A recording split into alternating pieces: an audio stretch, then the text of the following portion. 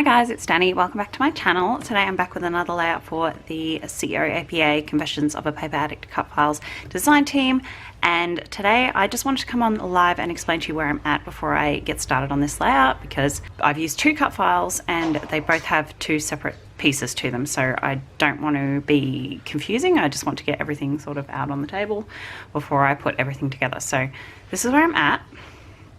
I have started with the Country Cottage cut file, which is absolutely stunning, and this one was actually my idea, and Virginia was lovely enough to put it together for me, and it's absolutely gorgeous. I love it so much, so detailed. So I've cut that out of a white cardstock, and as you can see over here I have the little windows all separate. I've just laid them out on this piece of cardstock so I can keep them all together. Virginia has made these not attached to the cut file so that you can sort of pop them open, which is probably what I'm going to do, which is why I've kept the insides all nice and laid out so I can put them back. This cut file also comes with these tiny little flowers, so I've cut a bunch of them out, and these are so you can sort of sprinkle them around the tree and the vines and whatnot and in the garden. So obviously I'm going to do that. Okay, and then I've also used the tree cut file. I can't remember the exact name, but I'm going to leave links to both cut files in the description box, along with a link to the shop. And I cut out the tree from the Cocoa Vanilla Happiness 6x8 paper pad. So I've used this wood grain paper, which I thought was perfect. And the reason the branches are cut off on the ends here is because the paper is only 6 inches wide. And how I'm going to situate it on the paper, I will sort of have these branches covered up and this will go off the page, so it didn't need to be cut fully. And then I've gone and cut out the leaves. So what I've done for both of these ones is I've got rid of the outline and I've just used the inside of the cut file, if that makes sense. So I've done that with the tree trunk, and then I've cut the leaves out of a few different greens. As you can see there, I've got this darker green, a little bit of a mid-tone green, and then this lighter green. Okay, and that's where I'm at. So I'm about to start putting everything together. I'll see you soon. Okay, so I'm going to start thinking about backing my cottage cut file, and I knew I had this paper pad that had this really cool brick effect paper in it, so I definitely wanted to use that. So I've pulled that out, and I'm just going to flip both my cut file and the paper over and just start tracing out the sections that I'm going to back with the brick paper. And I backed all of the parts that I wanted to be covered by this paper with just the one sheet of 6x6 paper, which is really amazing. I didn't have a lot left over, but I managed to squeeze it all in. So I'm just going to go through and back the main parts of the house with that, and then I will go ahead and do the little individual bricks in a sort of peachy pink colour, and then I'm going to do around the door frame in a wood grain. So I'm just going here and adding a little bit. So this is just how I'm choosing to back my cut file today. Trace and cut, and then a little bit of glue around the edge. And there we go. And there we go, all done. So I did the little window boxes in wood grain as well. And obviously I've done the tree and the bushes in some green and the little rocks in a grey.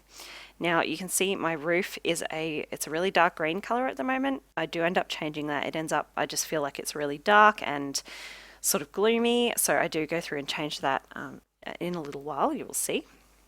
But first I'm going to go ahead and pop this little photo of my hubby in the window. I just thought, I don't know, I thought it was really cute and kind of whimsical, and yeah, I just wanted to do something a little bit different. It's kind of funny, but I really like it.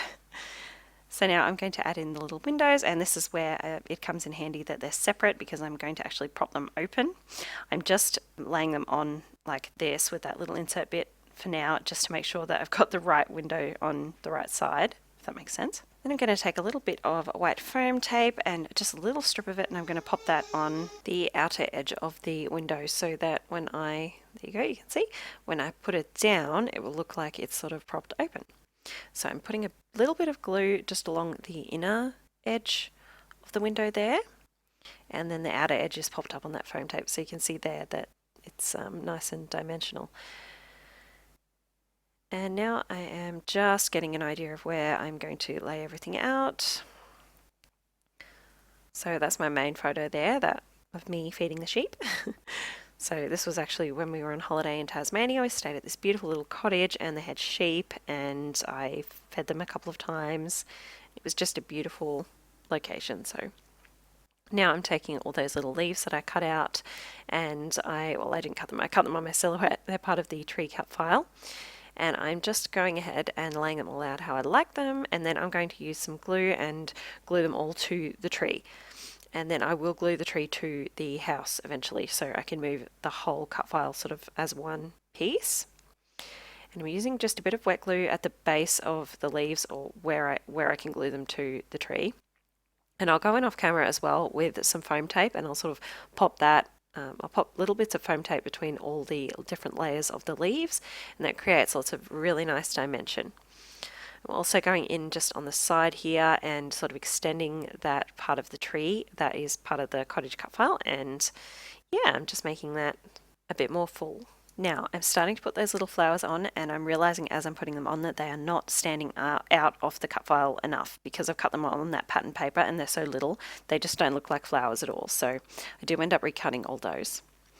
Now, cut to, this is the next day. Clearly, the light has changed. So I've decided now to change the roof. You can see I've changed my background paper. I've gone for that light sort of almost periwinkle purple chevron pattern. And then I'm going to redo my roof with this light pink that is from the Cocoa Vanilla Happiness collection. My background paper and all the papers I used to back the cottage are from Rosie Studio. So now I'm going in with a green gel pen. I decided those vines weren't standing out quite as much as I would like, so I'm going in with a green gel pen and I am just outlining all of that, just like that, all the little leaves and the vines. And I love how that looks. I was really happy with how that turned out. Now I'm going to back all my windows with a bit of acetate. Now, you can't see this all that well in the photos or on camera, but in real life it looks really cool. So I'm sort of putting in glass, I guess. It's just acetate, but it makes it look like the windows are glass. Just a little bit of glue and a square of acetate on each window. Skip through some of that, and then I'm going to go around each window with some of this adhesive foam. It's not double-sided, it's single-sided adhesive foam. Just cut that into strips. There we go, all around the windows. And then I'm going to take this sort of, wouldn't even know what color this is. It's sort of halfway between grey and blue. And I'm just going to put that behind all my windows, and it just kind of creates a bit of sense of depth. I don't know. Like I said, you can't see it that well on camera, but in real life you can really see that dimension is there.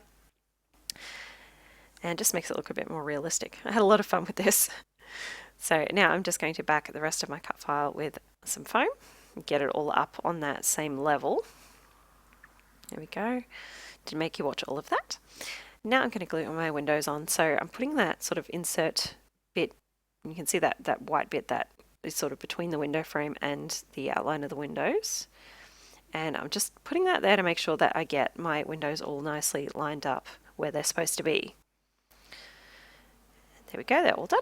And now I'm starting to layer my photo, and of course my ATG runs out right then. So I had to switch to the tape, but that's okay. I'm just going to put a thin strip of white, and then I'm going to pop in this.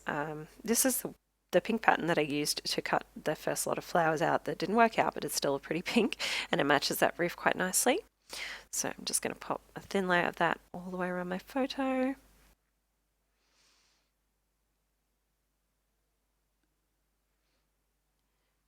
Go. And then these alphas are from Rosie Studio as well. They're just foam scripts, and I'm going to pull in this hello script, and then I'm going to finish off my title with these thickers. They are the It's a Boy thickers, and they're white with a thin line of blue, and my entire title is going to be Hello There, because that was me meeting the sheep. That was so lovely. They're really, really tame and sweet. So I'm just putting them on my little ruler there. You can see it kind of has a raised lip, and it's really good to sort of line my alphas up without sticking them straight onto the page. So I was just auditioning that. Now, don't do what I'm doing now. I'm watering down some acrylic paint to splatter, but don't pour water over the top of a layout like that. I mean, I didn't spill any, but gosh, when I watch it back, I'm just like, that was so stupid. So I've just took some acrylic paint, I've watered it down, and now I'm doing a bunch of splatters with my paintbrush. And I don't add a whole lot of water, just enough so that it is splatterable, but I don't like it too runny because it goes a little bit see-through. So then I'm taking my Kaisercraft Gold Shimmer Mist, and of course I've got to have some gold splatters somewhere on the page, so all the way around. So with the white splatters too, I used a tiny paintbrush for the little tiny spots, and then I used a slightly bigger paintbrush for some of those bigger, fatter splatters. I'm going to glue my cut file down. We're nearly done now. Now, I said earlier that I was gluing the tree to the cottage, and I didn't end up doing that. I had it in my head that I did, but obviously not. So that tree is glued down straight to the background, and then because the cottage is on foam, it creates a couple of different levels. Lots of lovely dimension.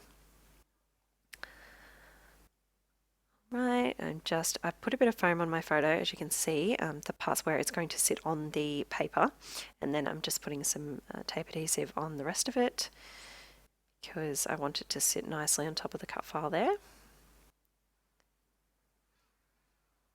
Go, and then pop in my title. So I'm going to have the hello overlap the photo, and then I'm going to have it overlap the alphas as well, the thickers.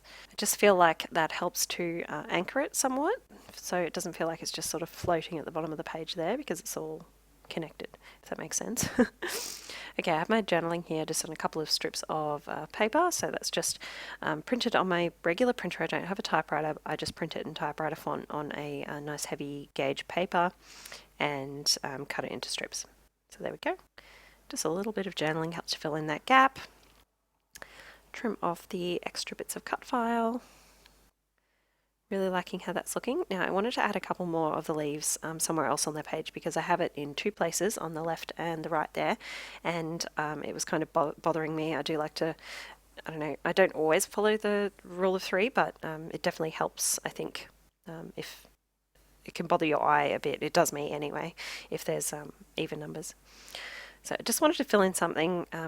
I put something in that little gap there. I do use a silver glitter heart. I don't know why I did that, because I have gold on the page already, but I do go in off camera and put a gold one in instead. You'll see that in the close-ups at the end.